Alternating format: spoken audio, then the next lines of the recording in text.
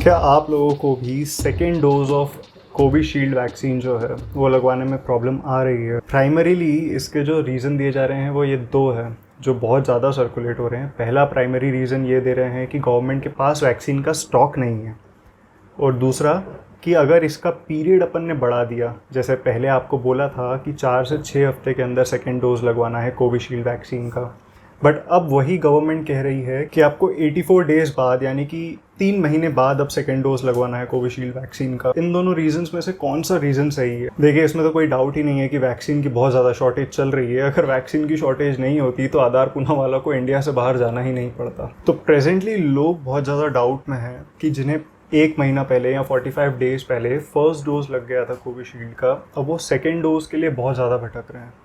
तो उन्हें अब ये बहुत ज़्यादा डाउट लग रहा है कि हमारा फर्स्ट डोज वेस्ट नहीं हो जाए, कि हम अगर लेट हो जाएं वैक्सीन लगवाने में। गवर्नमेंट ने तो हो सकता है इसीलिए टाइमलाइन बढ़ा दी हो, पीरियड बढ़ा दिया हो फर्स्ट और सेकेंड डोज के बीच में, क्योंकि उसके पास स्टॉक अवेलेबल नहीं है। देखिए, गवर्नमेंट ऐसी मिस हैपनिंग नहीं करेगी कि जस्ट बिकॉज स्टॉक नहीं है इसलिए वो आपकी हेल्थ के साथ खिलवाड़ करे। ऐसा मानना बहुत मुश्किल है। तो हम लोग जिस वैक्सीन को डिस्कस कर रहे हैं उसका नाम है कोविशील्ड। और हाँ, इसके बारे में एक बहुत बड़ा मिथ है कि ये इंडिया में बनी है। ये इंडिया में नहीं बनी है। कोविशील्ड जो वैक्सीन है ये यूके में डेवलप की गई है ऑक्सफोर्ड द्वारा एस्ट्राजेनेका के साथ, और सीरम इंस्टीट्यूट ऑफ इंडिया सिर्फ इसे मैन्युफैक्चर करता है। उसके पास राइट है मैन्युफैक्चरिंग का, वो डेवलपर नहीं है वैक्सीन का। तो ये इंडिजिनस वैक्सीन नहीं है। The only indigenous vaccine we have presently is Covaxin. हालांकि ये पॉइंट नहीं है इस वीडियो का डिस्कशन का। पॉइंट ये है कि आपको सेकेंड डोज कब लेना चाहिए। और आई एम प्रीटी श्योर जो लोग परेशान है, जिन्हें सेकेंड डोज अभी तक नहीं लगा है कोविशील्ड का, जो नहीं मिल पा रहा है, कहीं पे भी नहीं लग पा रहा है गवर्नमेंट के नॉर्म्स के कारण या अनअवेलेबिलिटी के कारण, वो लोग बहुत परेशान हैं। और एक और चीज़ बताता हूँ, ये वीडियो देखने के बाद वो लोग कम परेशान होंगे और जिन्होंने सेकेंड डोज लगवा लिया है वो ज़्यादा परेशान होंगे। बने रहिए मेरे साथ अंत तक इस वीडियो में।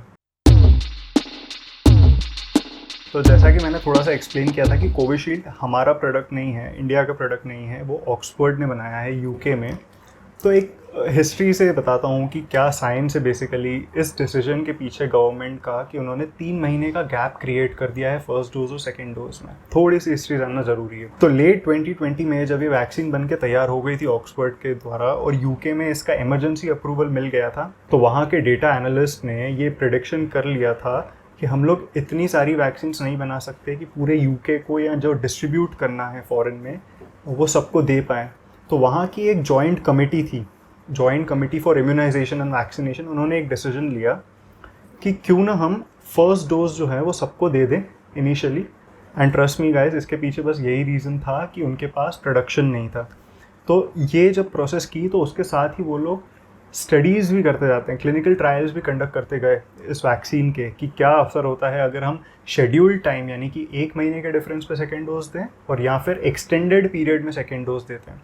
इसके साथ उन्होंने एक और स्टेप लिया। ना सिर्फ उन्होंने सेकेंड डोज का ड्यूरेशन बढ़ा दिया क्योंकि प्रोडक्शन कम था वैक्सीन का, उन्होंने एक चीज़ और की, उन्होंने फर्स्ट डोज को लो डोज भी करके देखा। ये भी एक स्टडी चलाई उन्होंने। स्टैंडर्ड डोज जो होता है उसमें होते हैं 5 × 10⁻10 वायरल पार्टिकल्स एक शॉट में, और लो डोज जो होता है उसमें होते हैं 2 × 10⁻10 वायरल पार्टिकल्स।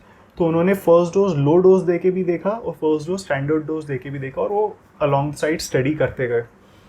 अब ओवर दिस पीरियड उन्होंने फरवरी में एक अपनी स्टडी निकाली जिसे उन्होंने लैंडसेट में पब्लिश करने के लिए भेजा। और इस स्टडी के रिजल्ट्स, इस ट्रायल के रिजल्ट्स बहुत शॉकिंग थे। तो पहले मैं आपको बताता हूँ रिजल्ट्स स्टैंडर्ड स्टडी के। स्टैंडर्ड स्टडी वो थी जिसमें स्टैंडर्ड डोज दिया डे 1 पे, और 4 हफ्ते से 6 हफ्ते के बाद जो अपना नॉर्मल शेड्यूल है कोविशील्ड का, उसका सेकेंड डोज दिया स्टैंडर्ड डोज में। तो जनरली फर्स्ट डोज के बाद जो एफिकेसी डेवलप होती है वो है 76%।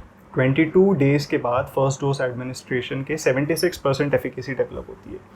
अब जब सेकेंड डोज जिन लोगों ने लगवाया, ये फर्स्ट कैटेगरी है, जिन्होंने सेकेंड डोज लगवाया 4 वीक्स टू 6 वीक्स के इंटरवल में, जो शेड्यूल्ड डोज था, जो स्टैंडर्ड डोज था, उन्होंने सेकेंड डोज लगवाया 6th वीक में। उन लोगों के अंदर टोटल एफिकेसी जो एंड में मिली दैट वाज 55%। अब सेकेंड कैटेगरी में आते हैं। सेकेंड कैटेगरी में उन्होंने, मैंने जैसा बताया था, उन्होंने पीरियड एक्सटेंड कर दिया था। उन्होंने 1 महीने से लेके उस पीरियड को एक्सटेंड कर दिया था 3 महीने तक। तो फर्स्ट डोज के बाद सेम एफिकेसी थी 76%। सेकेंड डोज जब उन्होंने 3 महीने बाद लगाया, 3 to 4 मंथ्स के पीरियड के बीच में लगाया, तो और जब अब कलेक्टिव एफिकेसी स्टडी करी तो दिस एफिकेसी वॉज 81 से 82%। Shocking right. तो अब जिन लोगों ने वैक्सीन का सेकेंड डोज अभी तक नहीं लिया है वो आइडियली वेट करेंगे। अच्छा, अब ये अगर स्टडी होती सिर्फ क्योंकि ब्रिटिश मेडिकल जर्नल के अकॉर्डिंग ये स्टडी थी और यूके की वैक्सीन है तो हम समझते हैं कि बायस है, बट ये स्टडी अप्रूव करी है लैंसेट जर्नल ने।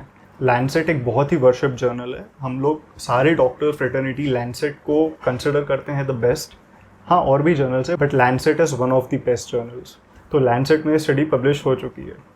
एक स्टडी ग्रुप और था, जैसा मैंने आपको बताया था, low dose on the first dose of vaccine, that is 2.2 into 10⁻10 viral particles वाला फर्स्ट डोज में थी। उसके रिजल्ट्स और भी शॉकिंग थे, बट वो लैंसेट ने पब्लिश नहीं किया है, वो ब्रिटिश मेडिकल जर्नल के आर्टिकल्स में अवेलेबल है वो स्टडी।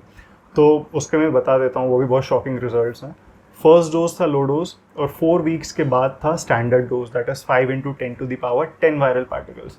और इसकी collective study British medical journal के आर्टिकल के अकॉर्डिंग है 90%।